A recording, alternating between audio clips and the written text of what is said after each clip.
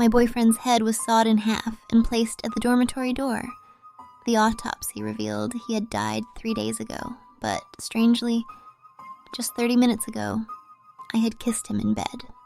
A teddy bear appeared at the door of the dormitory. The bear was soaking wet and emitted a strong stench of decay.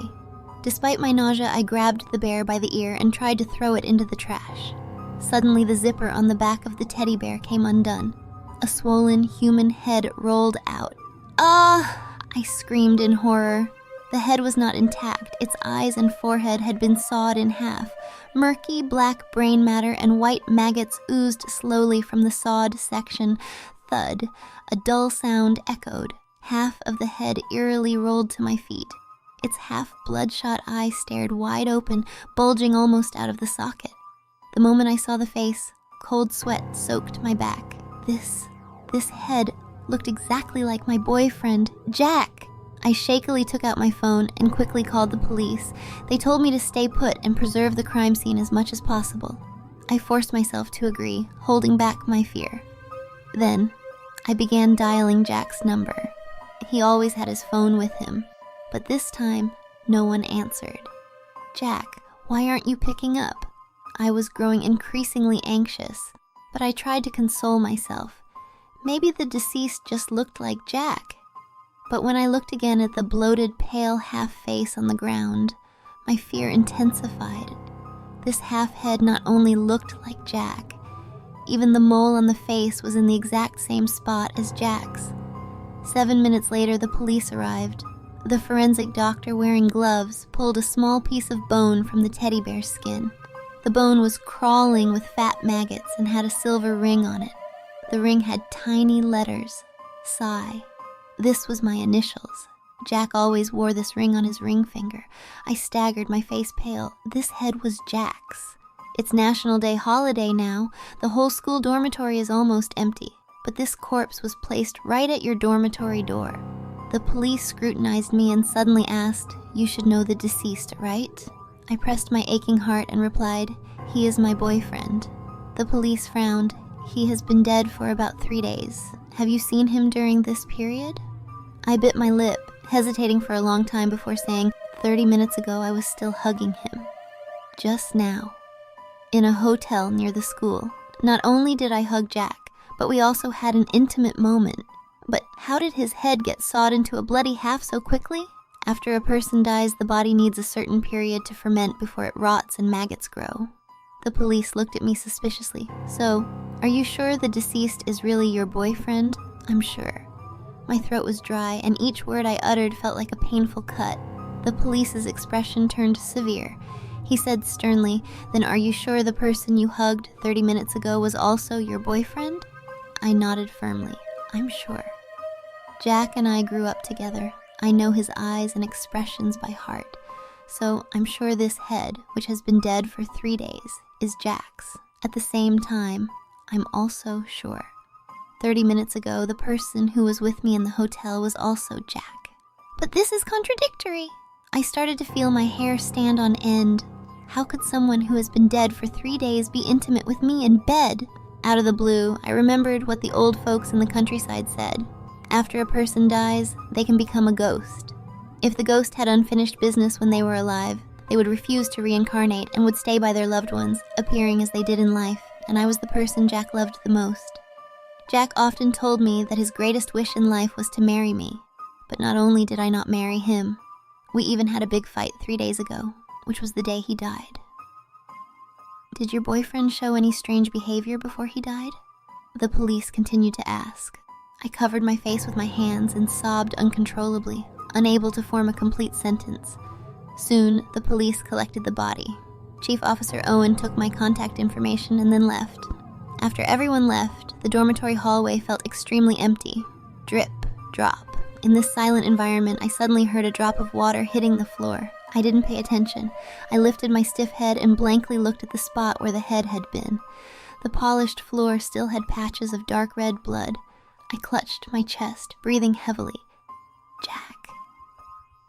He actually died. Because of me.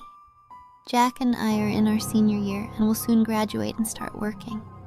Jack was raised by a single parent, His father died of illness, and his mother is disabled and unable to care for herself.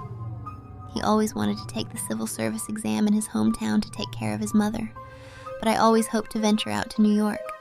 Our future plans were drastically different. 3 days ago, over the phone, Jack and I had a huge fight. I harshly said that if he didn't come with me to New York, it meant he didn't love me, and I would break up with him. Jack cried on the phone, saying he loved me so much that he would give his life for me. But he was the only son in his family, and if he followed me, he would be unfilial to his mother. Jack also said that forcing him to go to New York was like forcing him to die. Then, the call was cut off. 3 days later, Jack contacted me again. It was today. Jack called me and said he had thought it through and would accompany me to New York. After that, we naturally went to the hotel, but I never expected. After returning from the hotel to the dormitory, I saw Jack's head sawed open. Drip, drop. The water from the ceiling suddenly dripped onto my cheek. Instinctively, I wiped it away, but my hand was covered in sticky red blood. I widened my eyes. This was blood. How could the ceiling be dripping blood? I looked up. Large patches of red blood were rolling grotesquely on the ceiling. Terrified, I screamed and ran out of the dormitory building. It was already 11 at night. The school was empty, with only the sound of the wind rustling the leaves. I ran wildly and checked into a nearby hotel. Under the dim, ambiguous light of the hotel, I nervously raised my hand. My palm was clean, with no sticky, smelly blood. I closed my eyes and took a deep breath. Jack's death had caused me too much guilt and self-blame.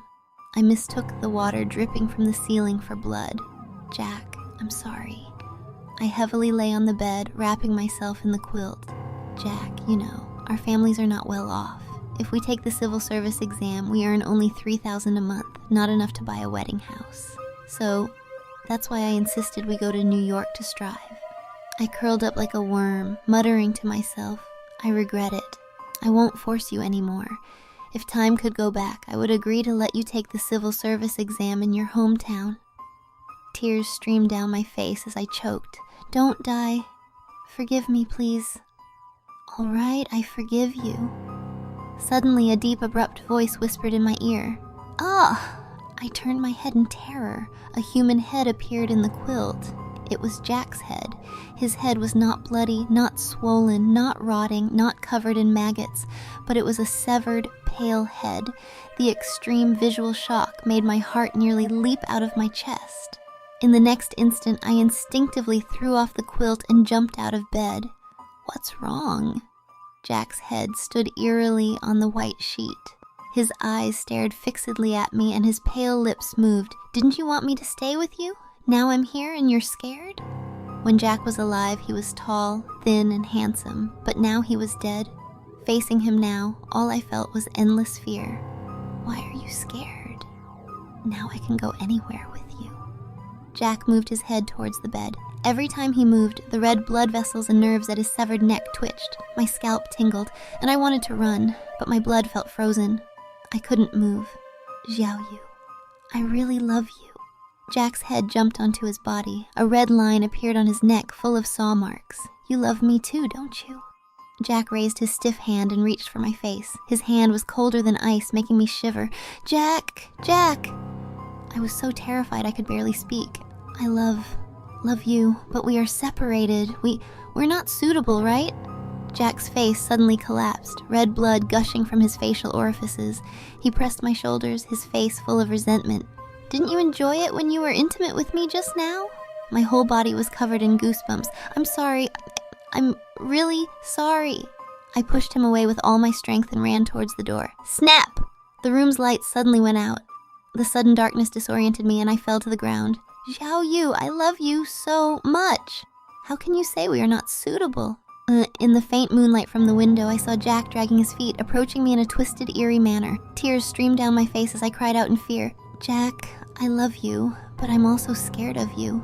How can the living be with the dead? Do you know how I died? Jack looked at me with his head tilted.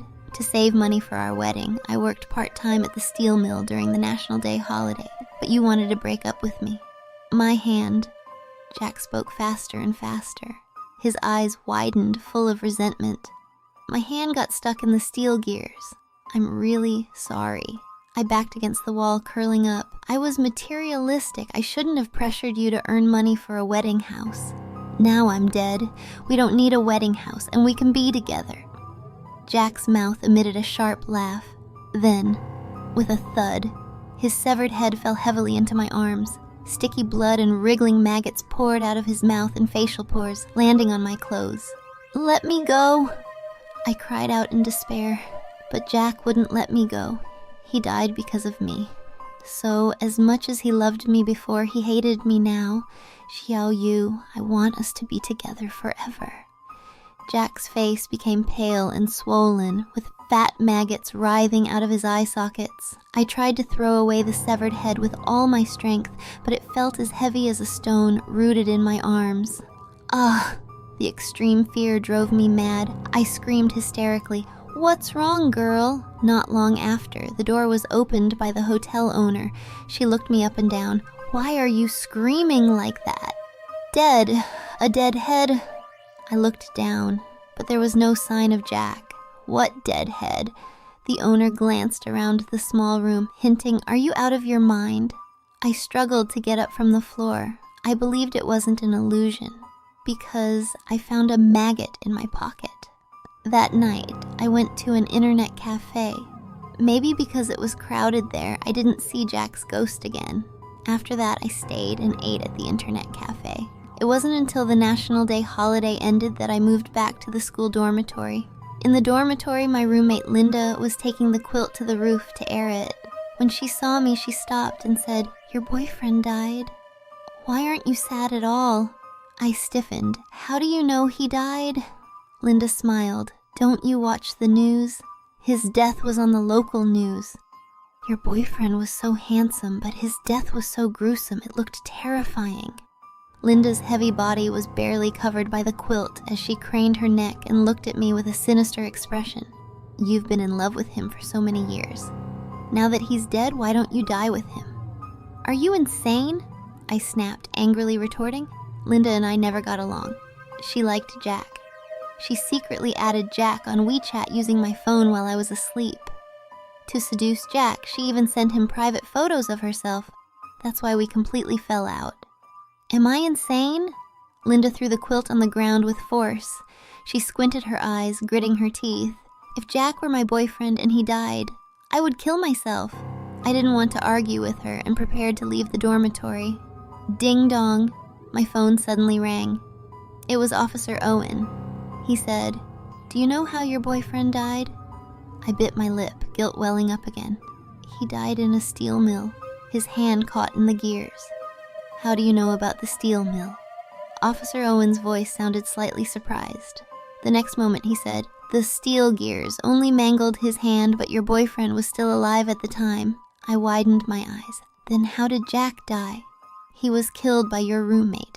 Officer Owen's voice was heavy. "She and your roommate Linda were working part-time at the steel mill. His hand got stuck in the gears and he couldn't move. He begged Linda for help, but not only did she not help, she used a saw to cut off his head." "What?" I felt a suffocating pain in my chest. "It was her." Bang! A loud noise suddenly interrupted my words. I turned my head. Linda had slammed the dormitory door shut. She hunched over, her hands twisted behind her back, slowly approaching me, but I still saw a sharp electric saw hidden behind her. "Xiao Yu, who are you talking to on the phone?" Her eyes locked onto mine, a creepy smile forming on her lips. "Why don't you continue?" "Linda, what are you doing?" Cold sweat dripped from my hair, sliding down my forehead. My heart pounded like a drum, but I tried to stay calm. "We're graduating soon. Don't do anything stupid." "Are you scared?" Linda tilted her head, her smile widening. "For 4 years, you've always looked down on me, calling me poor. But now why are you scared?" "Don't get emotional. I admit I don't like you, but I've never insulted you." I retreated step by step, my eyes scanning the desks on either side. There were no handy tools for self-defense. I was so anxious I was almost crying. "You never insulted me?" Linda twisted her arm, slowly pulling out the sharp saw from her waist, her smile growing more sinister. "I brought hometown specialties to the dormitory, sharing them with everyone, but you wouldn't eat any, saying rural food was dirty, full of bacteria." At that time, I started breathing rapidly, hurriedly explaining I wasn't feeling well. I ate something bad from the countryside, so I said that. Linda, believe me, I didn't mean to insult you. Linda stared coldly at me. Then who called me a fat pig with no self-awareness, trying to seduce Jack? It was wrong of me to call you that. Linda killed Jack. She's a murderer. Now, she had locked the dormitory door and was coming at me with a saw. She wanted to kill me, but I couldn't let that happen. I graduated from a prestigious university, youthful and beautiful. I had a long future ahead, bound to be wonderful. I absolutely couldn't confront her head on, so my words were particularly pathetic.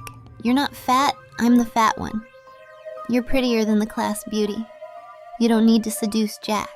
If you just said a word, Jack would worship you. Too late. Linda hunched her neck, her mouth wide open, her thick lips almost pressing against the saw handle.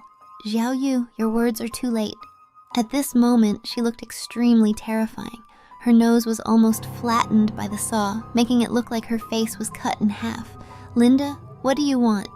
My spirit began to crumble. I admit I don't like you, but you also insulted me, saying I was a fake rich girl and I didn't deserve Jack. Linda dragged out her words, rolling her eyes back and forth, sinisterly saying, I want to kill you. Killing is illegal. Don't you know that? I clawed at the wall behind me. White cement dust filled my fingernails, but I didn't care. My voice grew more desperate. Killing will get you sentenced. If you go to prison, what will happen to your parents? My parents are dead. Linda moved like a ghost, suddenly leaping in front of me. She was short, barely reaching my chin, but her eyes were wide open, filled with white, staring at me intensely. Thanks to you, my parents are dead. I pushed her away with all my strength and dashed towards the bathroom. Snap! The bathroom door closed behind me. It was a thin panel door, not sturdy at all. I pressed against the door with all my might, shouting, your parents' death has nothing to do with me. It does. Linda's face was pressed against the door, her features becoming blurred and grotesque. When my parents called me for money for medicine, didn't you say that people who can't afford children shouldn't have them and deserve to die? At this moment, I really wanted to cry. I had said that, but I had seen a video on TikTok of a couple with 8 kids they couldn't support, begging for money from viewers. I had casually commented on that, but I never imagined those words would pierce Linda's parents' hearts, leading to their deaths. Open the door. The terrifying sound of the saw being activated filled the air. Linda's voice was chilling amidst the saw's roar. You bragged in the dormitory about your deep love with Jack. Now that Jack's a ghost, you should go to hell with him. You're crazy. I was sweating profusely, but in this narrow bathroom I had no way out, no place to hide. Snap! The door fragments fell off and I saw a rotating metal saw. I was frantic. My eyes quickly scanned the surroundings again. Apart from the trash bin for dirty paper, there was only a shower. The shower? I took a deep breath and slowly turned on the shower faucet. Jack was also sawed to death with this saw. Through the crack in the door, a wide open eye peered in. Linda stared at me intensely. Now you will die by this saw too, and I'll consider it fulfilling your love. I started crying. Am I really going to die? For the first time in my life, I felt regret and fear. I shouldn't have looked down on Linda or confronted her. Linda was from the countryside. I always prided myself on being from the city, but deep down, I knew my family lived in a rundown apartment on the outskirts. My dad was a security guard, my mom was a cleaner. My parents sacrificed everything to support my education. I worked hard in school, always ranking first in class, but the teachers didn't like me. My classmates didn't play with me and even said I was a virus that needed disinfecting with alcohol. I never understood why. Until one day, the school teacher brought some well-dressed classmates carrying a box of milk and 2 barrels of oil to my mother who was cleaning the streets. Then I understood everything. My classmates looked down on me. Later, I learned to hide. I never told anyone my parents were a low-level security guard and cleaner. I wore secondhand clothes I found in the neighborhood. This habit continued until I went to university. My university classmates were very cheerful and sunny. They didn't know that beneath my seemingly glamorous appearance lay a sordid background. Only Linda, also poor, saw through me. She knew I skipped dinner, not to lose weight, but to save money. She also knew I ate buns for breakfast, not because I liked them, but because I couldn't afford more expensive and nutritious food. She knew my secrets. But unlike Jack, she didn't accept me. She occasionally exposed me. So, I hated her. I insulted her without reservation, and then she snapped and wanted to kill me. Snap! The thin panel door was completely sawed through. Outside, Linda raised the saw high, looking down at me. "Don't worry, I won't ruin your face. I'll saw off your neck directly. Let me go." Without hesitation, I knelt before her. "Linda, let me go. I'll do whatever you want in the future. I only want you to die." She gritted her teeth, speaking each word slowly. "You love Jack, don't you?" Tears and snot streaming down, I pleaded, "If you really love him, you should know Jack loves me. If you kill me, Jack will be sad in the underworld. You're really good at sophistry." Linda raised the buzzing saw high and swung it down towards me. "Go to hell and argue there. You go to hell too." I grabbed the running hot shower head and sprayed it at Linda's face. "Ah!" Linda screamed in pain, clutching her face. The rotating saw fell to the ground. I crouched down, quickly grabbing the saw, still spraying her face with the other hand. The school's hot water had no regulation and could reach up to 70 degrees, very scalding. Linda, burned, bolted out of the bathroom. I threw away the shower head, clutching the saw tightly, and followed closely behind. "You're a really disgusting person." Linda covered her face with her hands, but her face was too big for her hands to fully cover her cheeks. I saw her left ear bleeding from the scalding. "Even in the face of death, you still want to survive, even kneeling to me to lower my guard." Probably due to the scalding, Linda's voice was especially hoarse and piercing. "I just want to live." I pointed the buzzing saw at Linda. "I never wanted to hurt you, neither before nor now." Ha ha ha. "If killing wasn't illegal, you'd have killed me many times." Linda suddenly dropped her hands, revealing her scalded face. Her fat face was covered with many small yellow blisters, and I could faintly see yellow fluid flowing inside. I was startled. 70-degree water could scald, but it shouldn't instantly cause yellow blisters. What's going on with her? Before I could ponder, Linda suddenly bent her head and rushed toward the saw blade. "What are you doing?" Startled, I swung the saw aside. "If you rush over, you'll die." "I know." Linda's expression was extremely bizarre. "You won't kill me. If you do, you'll go to prison. You always thought you were good-looking, highly educated, so how could you kill me?" She hit the nail on the head again. She always managed to expose my long-hidden facade. I really despised Linda. I don't want to argue with you anymore. I tried to turn off the saw, but it seemed broken. No matter how I pressed, it wouldn't turn off.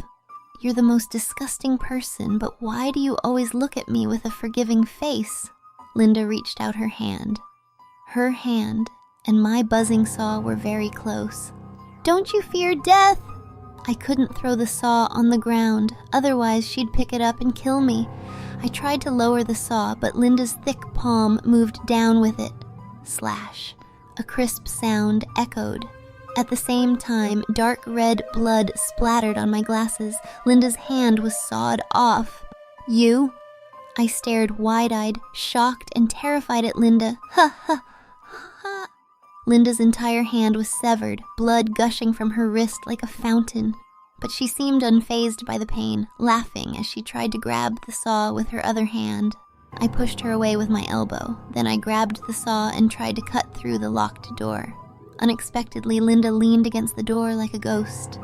I tried to pull back my hand, but an invisible force pressed me, forcing me to saw towards Linda's head. Slash. Linda's hair was long and black. The once gleaming saw was now covered in blood, the teeth cutting into her head. Her black hair tangled around the saw handle, falling in clumps. Linda's head was sawed in half from the forehead. Thud. Her heavy body split in two, falling to either side. Blood and the foul smell of human organs filled the floor. I dropped the saw. I screamed madly, having lost my sanity. After a long time, the dormitory door was kicked open. Officer Owen rushed to my side. "What happened to you?" I looked up, my face pale. I killed someone. You killed someone? Officer Owen scanned the dormitory. Who did you kill? Linda. Linda. Officer Owen frowned. How could you kill her? She ran into the saw herself. I pointed to the body on the floor, but to my horror, the body had disappeared. I gasped. I had been in the dormitory the whole time. How could the body be gone? Linda also died 3 days ago. Officer Owen stared at me. After killing Jack, she stuffed herself into the steel gears and committed suicide. I instantly understood. I saw Linda's ghost. Linda loved Jack, but couldn't have him. So when she saw Jack injured, she chose not to help, but to saw his head off. She understood that murder required retribution, and with her parents already dead, she chose to commit suicide. Suddenly, Linda's words echoed in my mind. She said that since Jack was dead, I should follow him. She also said that if she were Jack's girlfriend, she would definitely die too. Now, she had really done it. Officer Owen, do you believe in ghosts? I sat on the ground, exhausted. In the polished floor, I saw my disheveled hair and wretched face. There's no such thing as ghosts. Officer Owen walked over to the still buzzing saw. He pressed a few times, and the buzzing saw immediately turned off. This saw belonged to Linda. I bit my lip and said, after she died, she turned into a ghost and wanted to kill me. Whether people become ghosts after death, I don't know. Officer Owen suddenly sat on the floor too, looking at me levelly. But I do know that Jack and Linda's deaths are related to you. How can it be related to me? I blurted out. Jack was killed by Linda, and Linda committed suicide. Their deaths have nothing to do with me. Really? Their deaths have nothing to do with you? Officer Owen's face showed a trace of displeasure. I bit my lip, hesitating for a long time. Jack went to work part-time on his own, so he died. As for Linda, she couldn't get Jack, so she chose to die with him. Jack worked part-time to buy you pretty clothes. Officer Owen said bluntly. Linda died not just because she couldn't get Jack, but also because you insulted her parents, causing her to lose them. Officer Owen spoke each word clearly. Jack and Linda, though not killed by you, died because of you. I lowered my head and whispered, will I go to prison? Officer Owen sighed. His sigh sounded familiar. It was just like the sighs Jack would make when I asked for clothes in a house and he couldn't satisfy me. I looked up, seeing Officer Owen's face morph into Jack's. Jack, I screamed, calling his name. You're still so stubborn.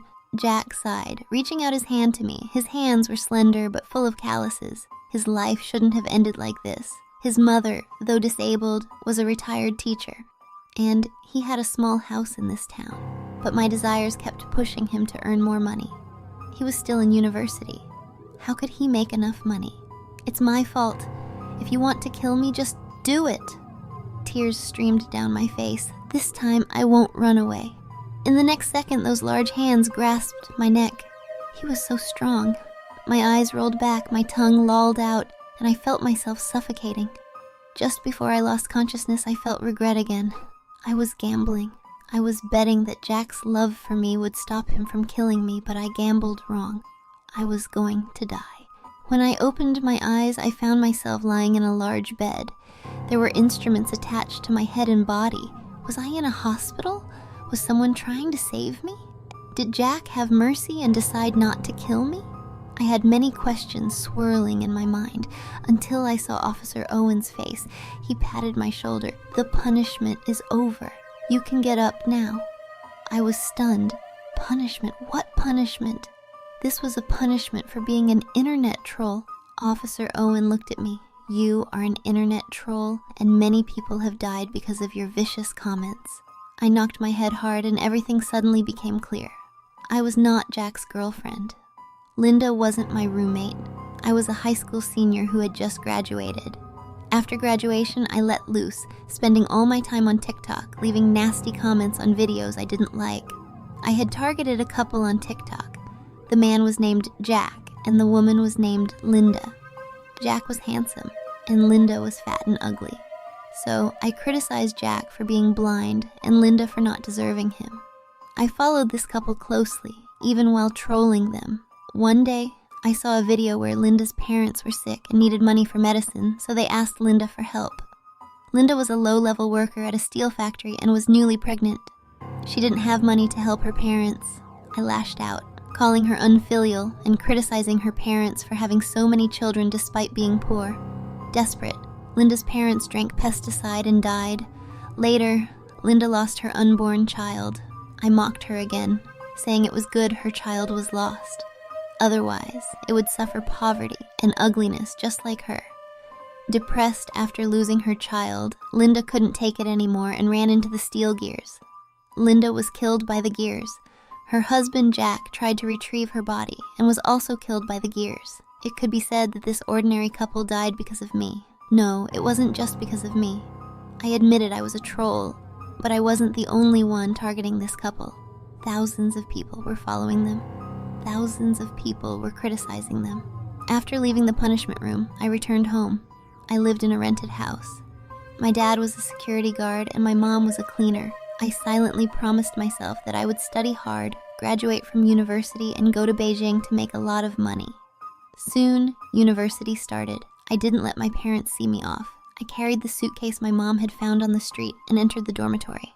When I opened the door, I saw a girl carrying a large red quilt. The quilt was large but couldn't cover her plump figure. She struggled to lift the quilt, revealing a face. This face sent chills down my spine. She looked exactly like Linda. This must be an illusion.